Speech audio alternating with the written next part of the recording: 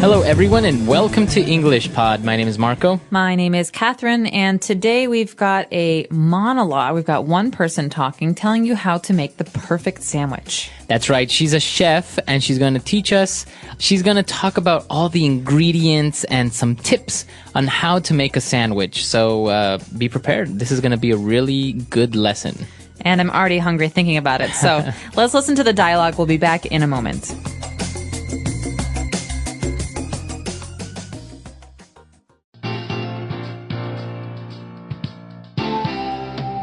Welcome to our show.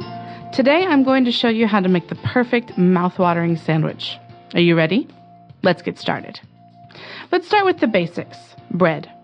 Bread is an important ingredient here. You need to remember one thing. Choose the bread according to the following criteria: freshness, crumb, and color. If you want a closed sandwich, I recommend you first toast your bread in a toaster or oven, or grill it slightly until it gets a light brown color. Now that our bread is ready, let's talk about the ingredients. Of course, each person's palate is different, but I'm going to give you a few tips that you'll be able to use when turning any sandwich into the perfect sandwich. I would strongly recommend you put fresh vegetables in your sandwich. Do not undervalue them, as they play a big role in forming the taste and will make the sandwich more refreshing and light. The best choices here are evident: cucumbers, tomatoes, onions, sweet pepper or chili, lettuce, and of course, herbs. You can't go wrong with them. As for aubergines, mushrooms, and asparagus, I would recommend you first grill them slightly with a little touch of olive oil. Last but not least, we have a wide variety of condiments that we can add to our perfect sandwich. We can be subtle and add just a touch of salt and pepper, or we can combine mustard sauce, mayonnaise, ketchup, or even caviar to achieve a stronger flavor. It's always a good idea to cut your sandwich in triangles or manageable pieces to avoid all your ingredients falling out and staining your shirt. That's all the time we have for today, but join us next time where we'll be going over how to make the perfect lasagna. Till next time!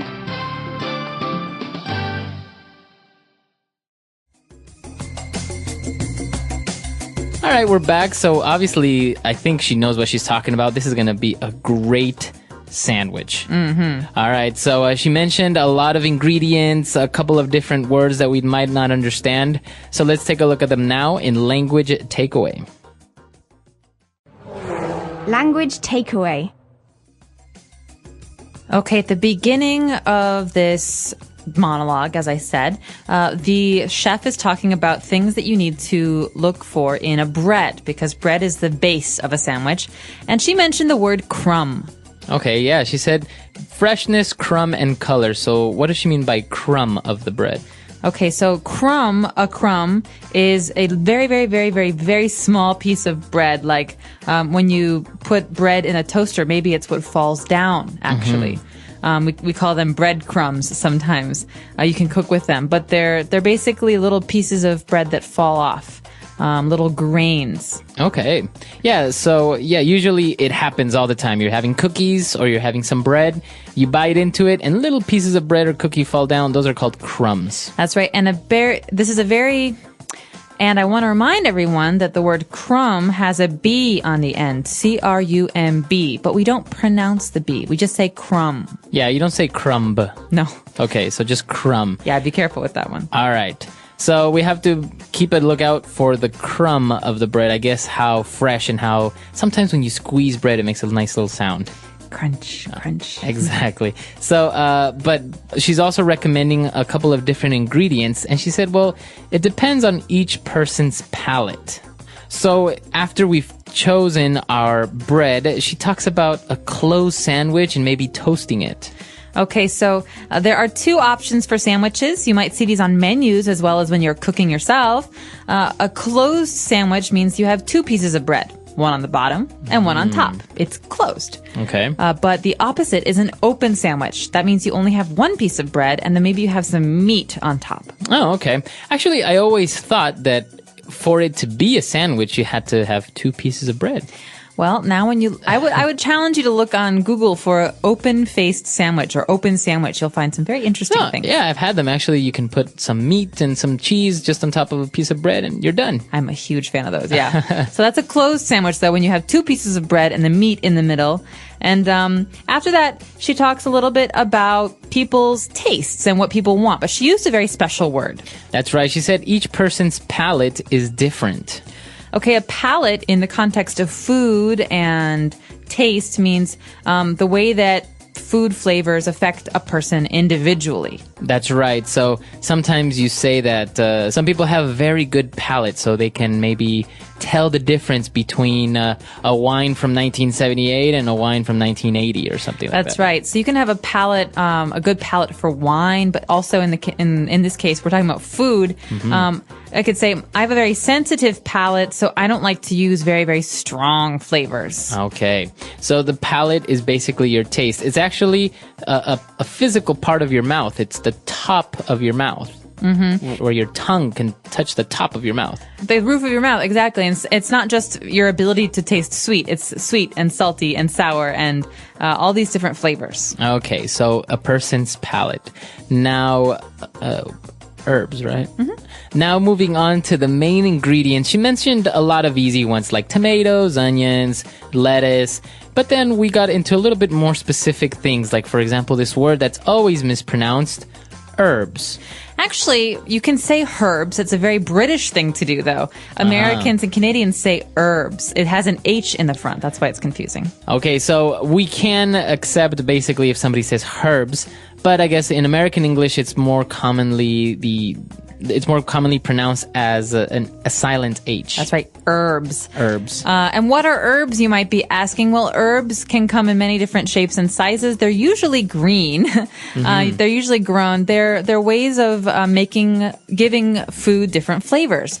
And so basil, for example, is an herb. It's a big green leaf, something that we use in pesto, for example. Okay. You can also have rosemary or mint. These are all kinds of herbs. Okay. Some people even have an herb garden. That's right. They grow their own herbs. Okay.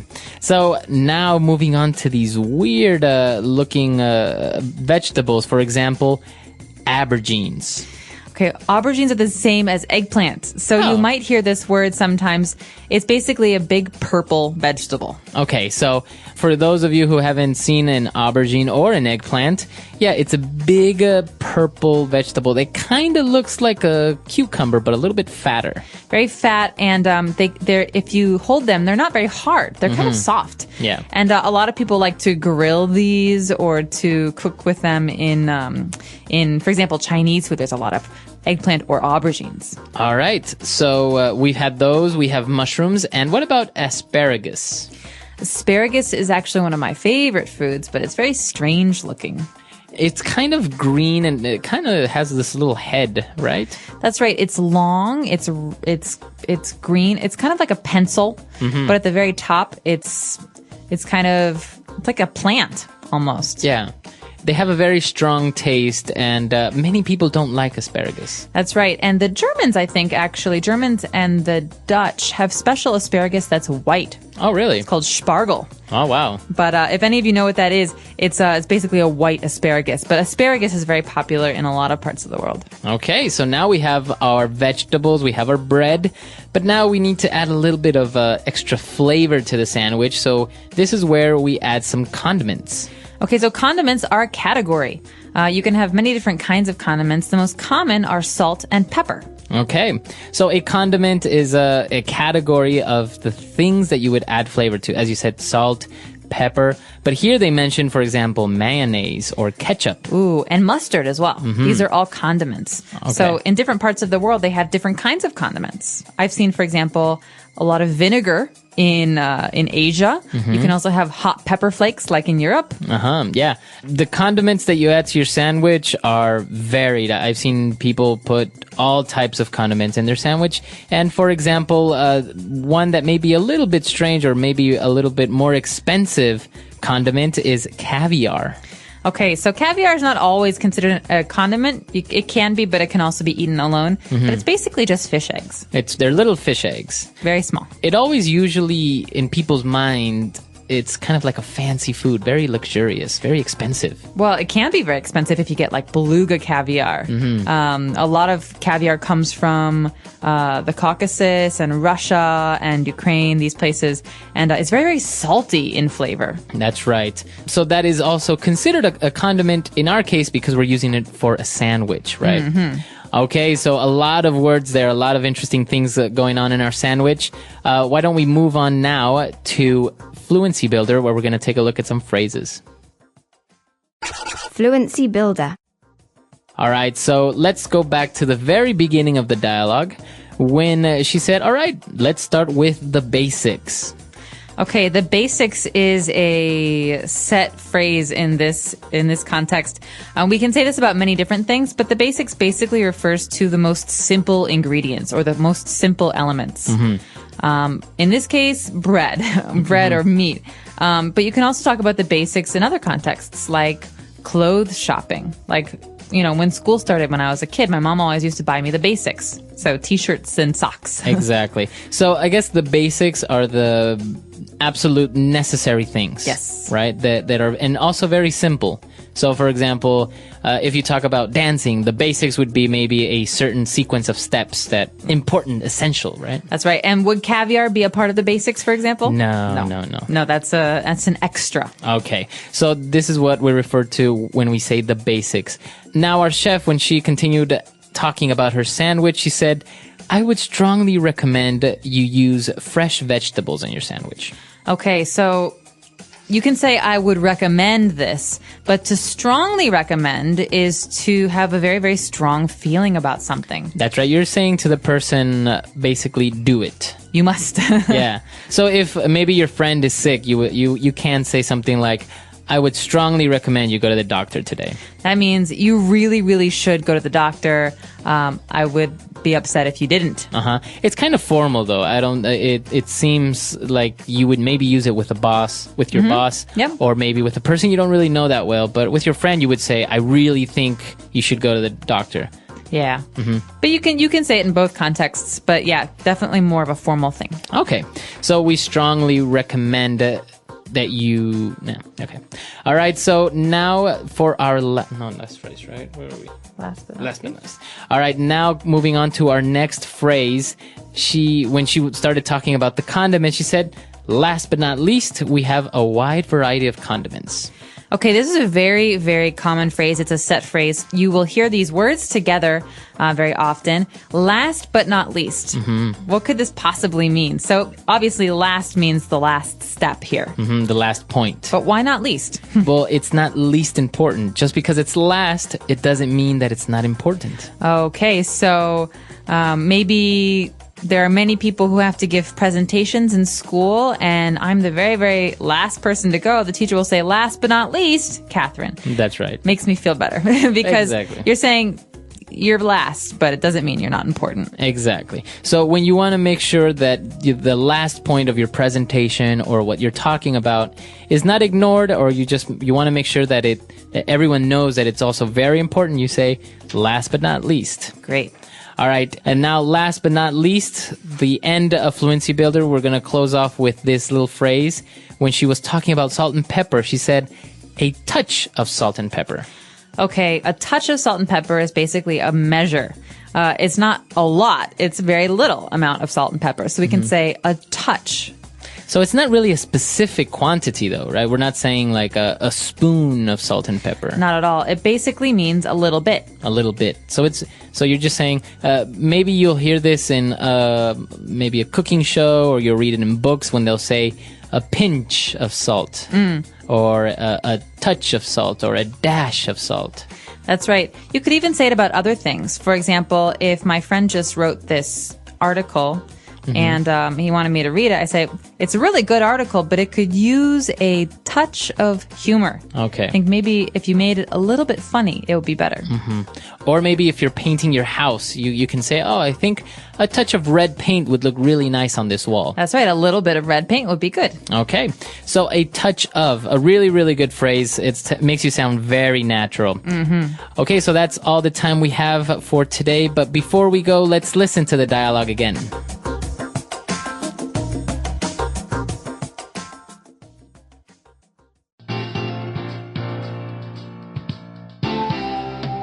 Welcome to our show.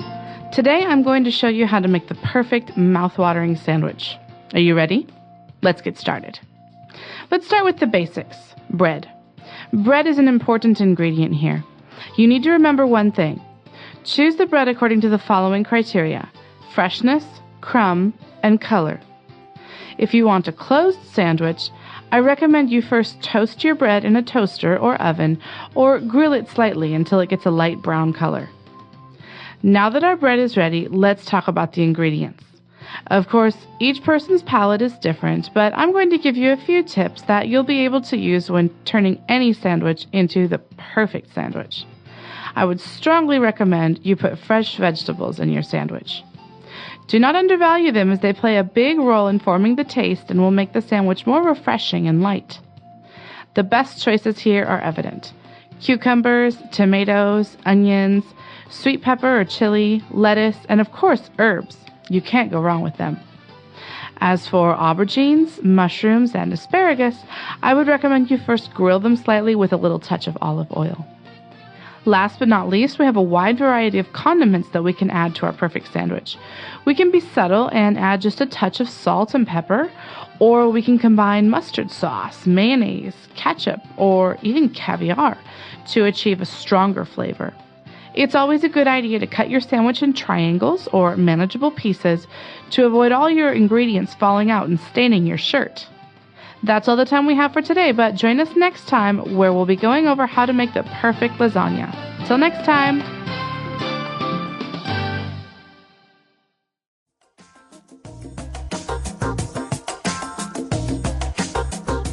All right, so talking about sandwich, this really reminds me of making sandwiches at home. Grilled cheese sandwich. We didn't really talk about it here, but I think it's my favorite sandwich. The grilled cheese sandwich. Very easy to make, just 2 pieces of bread and cheese inside. Do you use butter, though? Yes. Yeah, so you have to butter the bread, and so when you grill it, it gets really nice and brown. Yeah. Actually, I'm not a very big sandwich fan when I'm having, for example, a meal like lunch. I don't really... I don't know. I think I need something more solid than just a sandwich at times. Interesting. I had a sandwich for dinner last night. Now that we speak about it, yeah. I had an egg salad sandwich. So you had egg salad inside 2 pieces of bread. That's right. But the bread I had was French bread, so that long, thin bread. It was very crunchy, very delicious. But I like sandwiches for dinner. They are a little bit lighter. Yeah. When you're having a big meal, it just seems like, although maybe sometimes places give you very big, heavy sandwiches that have, like ham and salami and just a lot of things in there, so they're very, very filling. That's very true. Like a meatball sub, for example, is a very heavy sandwich. That's right. But sandwiches come in all shapes and sizes. You can make basically any sandwich that your brain can think of. And so we hope that you've learned some words for talking about sandwiches today. Of course, if you have any questions or comments, or you want to share with us your very favorite sandwich, you should do so on EnglishPod.com. All right. We'll see you guys there. Bye. Bye.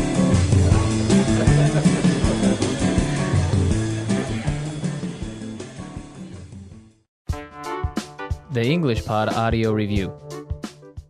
Listen to the meaning, then say the vocabulary word. To put too low a value on. To undervalue. To provide new vigor and energy by rest, food, etc. Refreshing. A slight quantity or degree. A touch. So slight as to be difficult to detect or describe. Subtle. That can be managed or controlled. Manageable. Let's try that faster.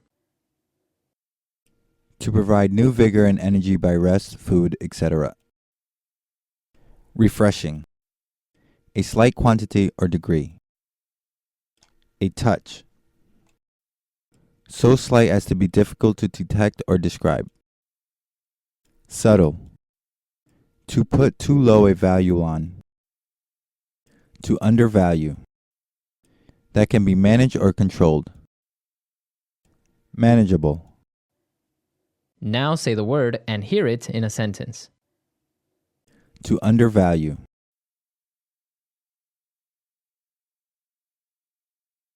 I undervalued the importance of giving compliments to my girlfriend. To undervalue.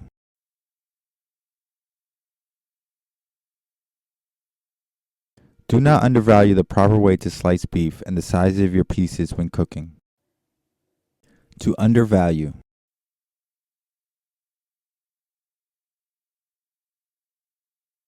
When I took my grandparents' antiques to the appraiser, I realized that I had greatly undervalued their worth. Refreshing. This milk is so refreshing. Refreshing.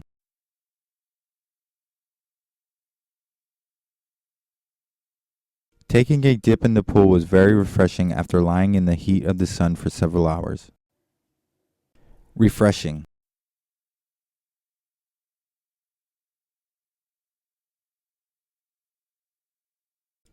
Going on holiday to someplace with nothing to do but relax will be much more refreshing than traveling nonstop for 4 days. A touch.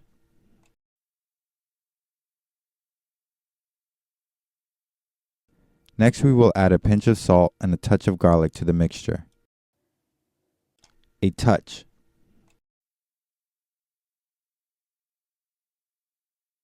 I think the soup needs a touch more pepper and then it will be perfect. A touch.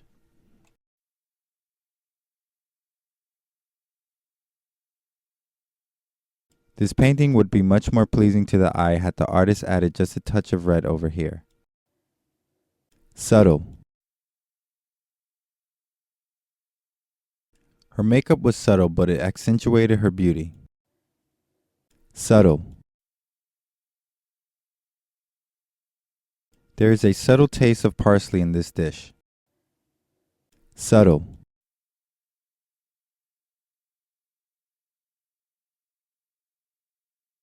You need to let him know that he's being a disturbance, but please be subtle about it or he'll make more of a scene. Manageable. We get a lot of homework, but it's manageable. Manageable.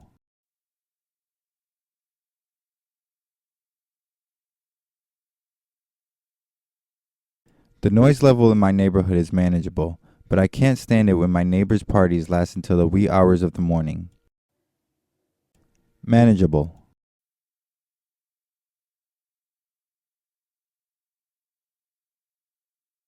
Usually the kids that I babysit are quite manageable, but last night they were completely out of control.